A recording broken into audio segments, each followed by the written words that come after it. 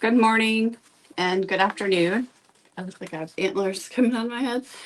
Hey guys, welcome to sunny Palm Beach. My name's Leah Cook with Sandpaper and Wax Design. I'm so excited to be here with you today.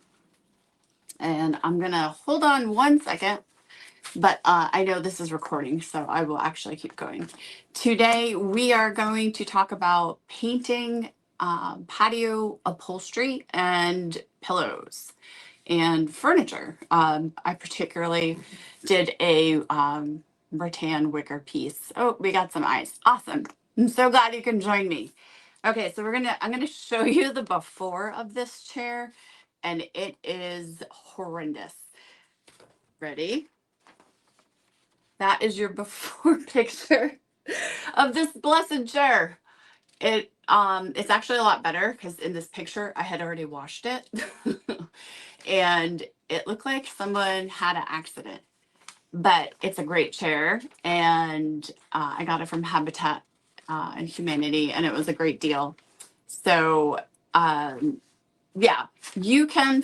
Upholstery is expensive. You know, my upholsterer just left, and I think I had to sell one of my kidneys to pay him. But it's expensive, and so if you have a piece that has good bones, but if the fabric is destroyed or the sun has faded it, but it's still usable, then by all means save the planet one piece at a time. So today we're going to talk about what I did, and I'll show you in a second.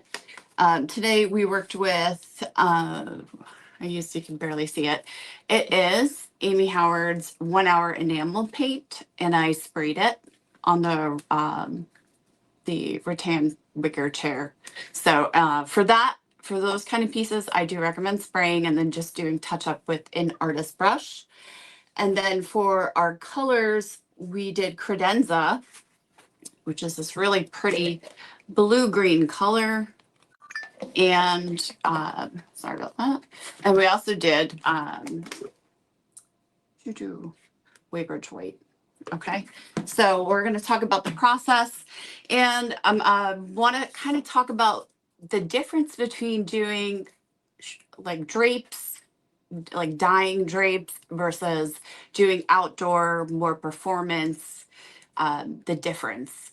So you guys know me, science is behind everything. So it's a little bit different than typically just dyeing, like a dye, which has been around forever. So if you think painting fabric is horrendous and too highbrow, too lowbrow for you, painting fabric has been around for thousands of years, from originating in India and China, to where they would dye fabric in vats and then use to make patterns, block printing. So it's been around forever. So don't throw an old method out just because you're painting a fabric. It's actually, it's good for the environment. We're not just discarding being a fast culture. So a little bit different. The reason what we do use that is the difference when we do outdoor fabric. I know some of you guys are like, fabric softener, it's the devil. It isn't great, but it's in performance fabrics.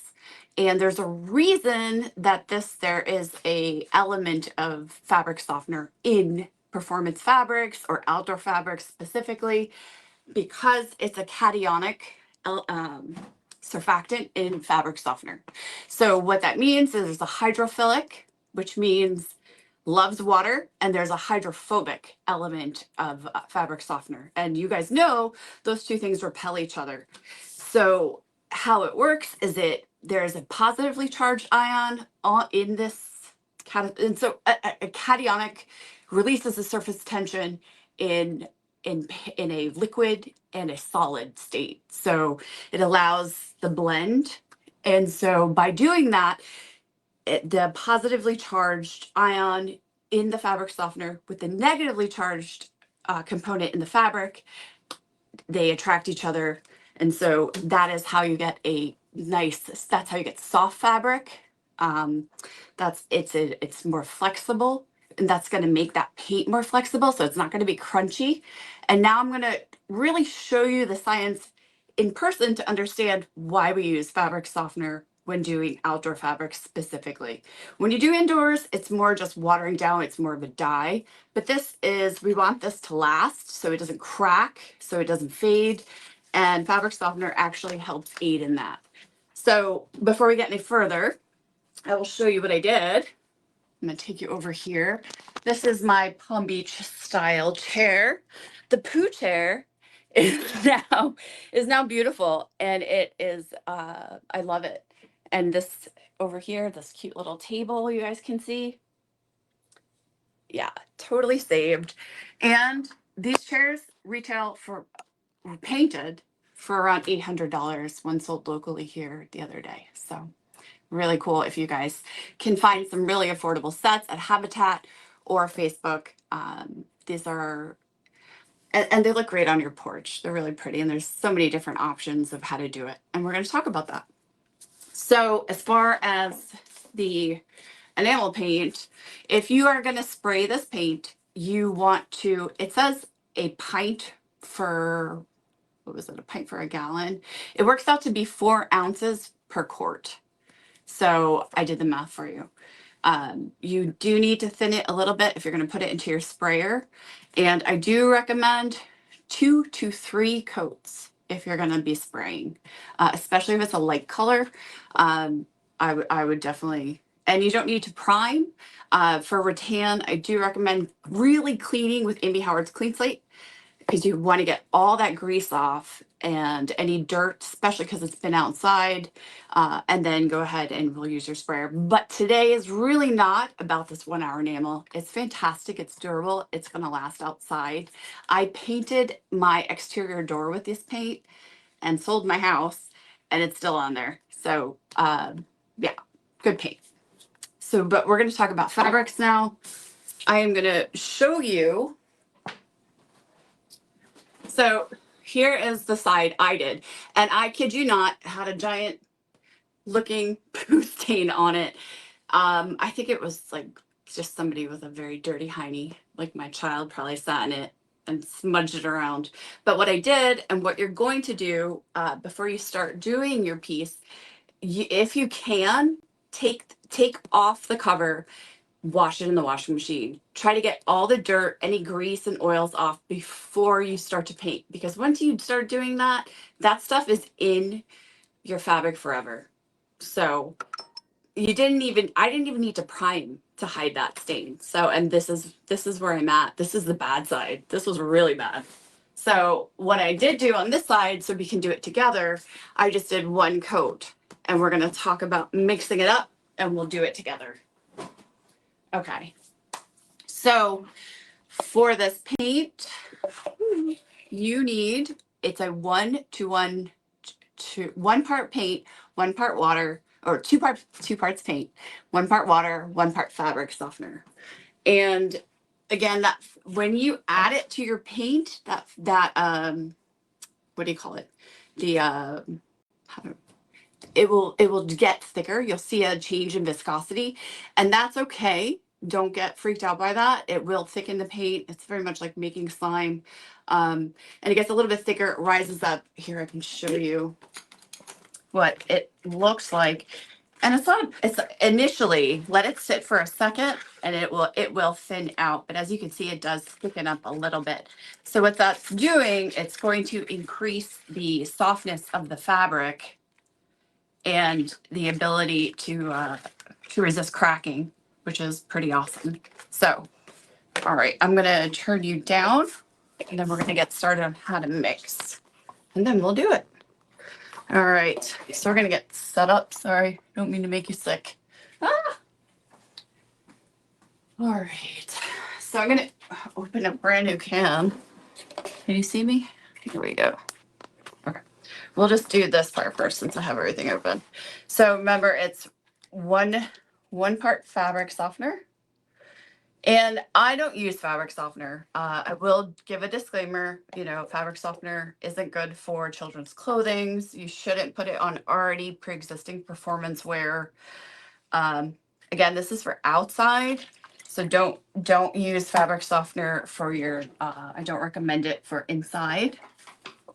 because especially if anybody has asthma, but outdoor fabrics, absolutely. All right, that are going to be up against wear and tear, the sunshine, the weather, you know, that's a little, oof, we need to mix it. All right. All my spoons, there we are. Okay, we're gonna stir that up. As you can see, you really have to make sure you stir your paint, especially if it's a new can. Hopefully that's, so we're using that one step. Now I will caution, if you are mixing white with this fabric softener, it has a blue hue to it. It can slightly change your color. They do make some that don't have any colorant in it. You could get the free and clear one. It's still a cationic quad like material, so that's what we're looking for, is that the repelling, and for it to be hydrophobic, because hydrophobic repels water. So that's great for outdoor and performance wear. So here we are.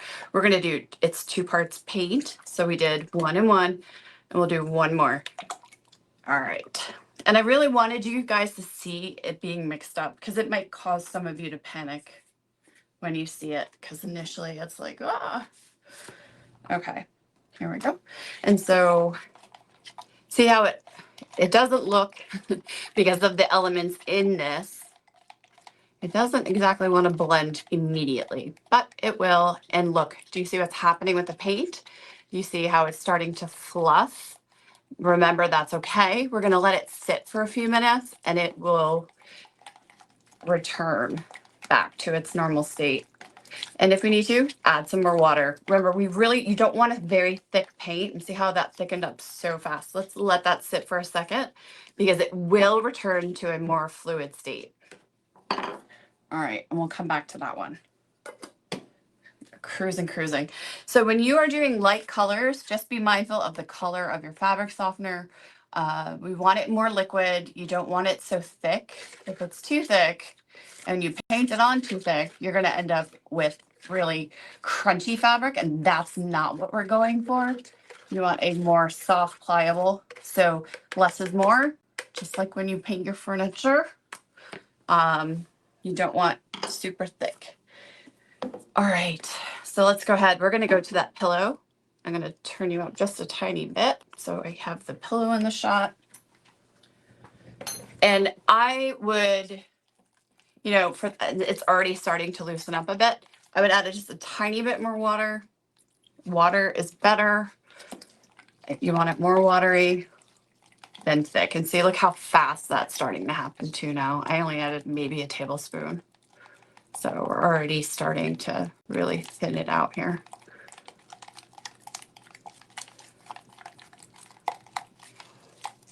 Okay, and now we're gonna go to that pillow. When you do interior fabrics and you're doing more of a bath or a dye, it's obviously way more water. You're gonna do at least 2 to 3 parts water. Here, we're doing more color fast. All right, I'm gonna raise you up. I'm gonna have to put you up here, guys. Really high. It won't go high enough. I didn't practice this. Sorry if I'm making anybody sick. Happy Friday. All right. Got you up here. Excellent. Good. Okay, so this is 1-1, and it's actually still really soft. It was a very canvas style feel. So it has a little bit of texture. And my concern was, I was like, oh, this already has a pattern. Is this even possible? And absolutely. So I came up with the cabana stripes, going over the palm trees, and then leaving this here in a white, so that it almost left like I forget what the word is called. I know there is a word for it. But the strip had like very faint palm trees. Oh, I got white on it. Yikes. Sorry. But you could see like little palm trees still in it. So we're going to do this side. So you want it, you don't necessarily, you know, the lighter the better applications. The thicker you start going, um, you really could start running into cracking and too thick. So keeping it nice and light, you're gonna take your paint and you know, some fabrics you want to go with the if there's already an existing pattern, but otherwise you could do a cross stitch like this, cross hatching, and then brushing it out. And so as you get to each layer, I would recommend maybe adding a little bit more water as you go to your paint because we're already having enough coverage. For light colors, I would say around, especially if you're going over a darker fabric. Ooh, I have color in that brush. If you're going over a darker fabric, you want to go a couple more colors if you're going light. And if you're for darker fabrics, I'm going to show you what one coat already looks like so you guys can see. But and then let that dry. You're going to let that dry. You're going to come back with a 220 grit sandpaper just to kind of bring down the edge on it. And so I didn't paint down here, so we'll show you. You're just going to gently sand it out. If you start to think that some area, like right here, maybe I got too thick or is there not enough water in my mixture, just gently sanding that down, bringing down the edge, and then and then make sure you get all the dust off. Use a tack cloth to bring down any, you want to make sure we're not cracked. All right, and just like that, just very simple, and it's surprisingly so soft, so soft. So I'm going to show you a dark color, just so you can see the difference.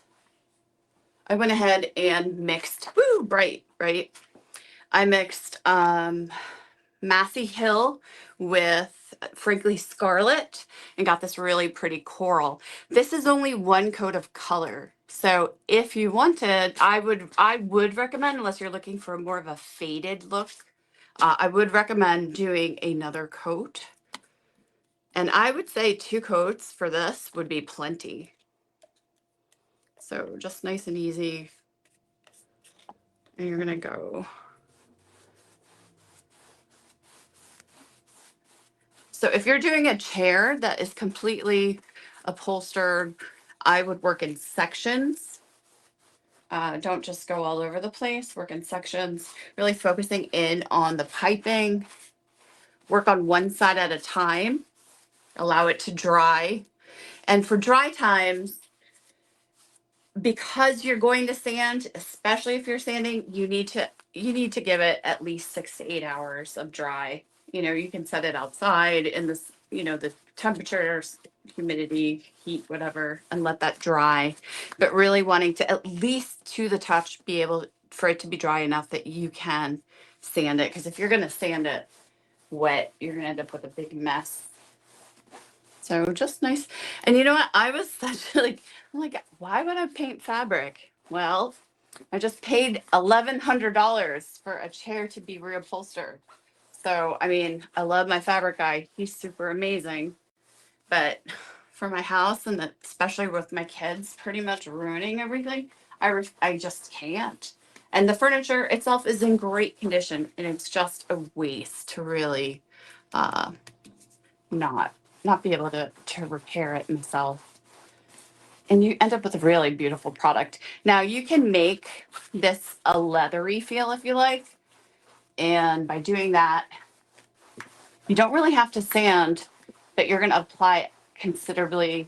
You're going to really wax it and then buff it if you wanted more of a suede or a leather look. So just really easy. What is in my brush? There. So that's right here. If you guys can see, that's 2 coats. That's absolutely plenty. So I wouldn't do any more than that.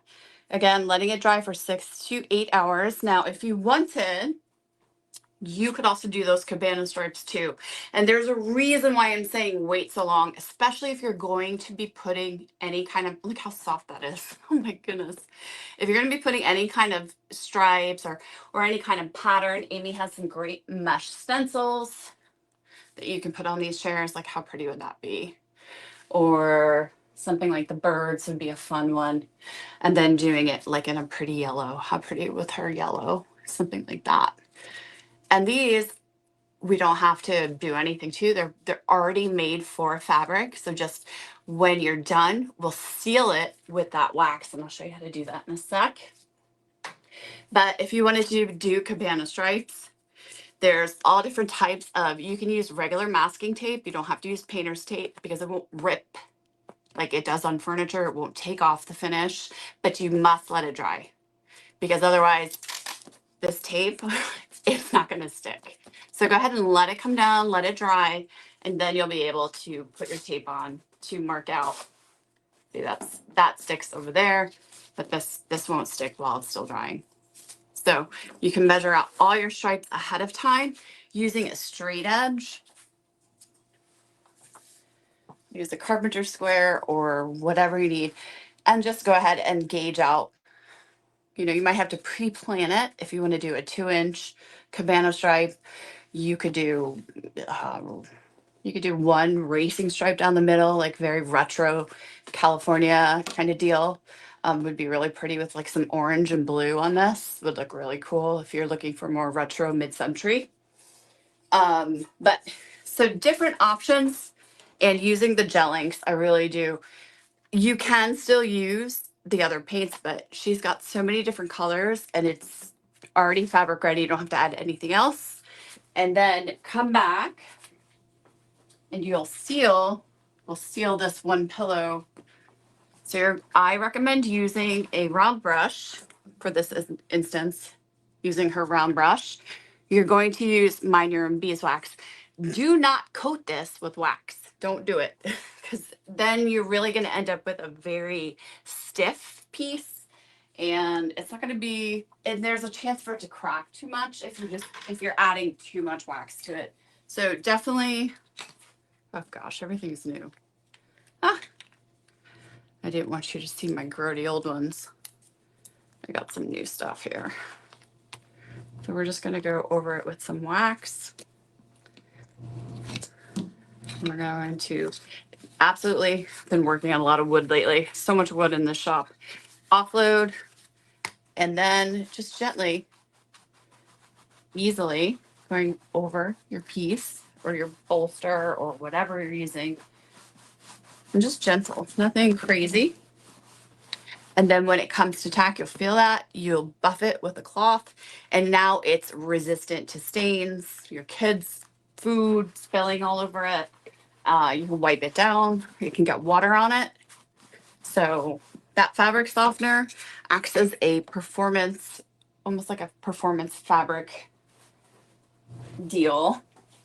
And then I did do a pillow for you guys to see. So this is white with just one coat. And as you can see, you can still see your pattern underneath. And this is very dark, very, very yellow.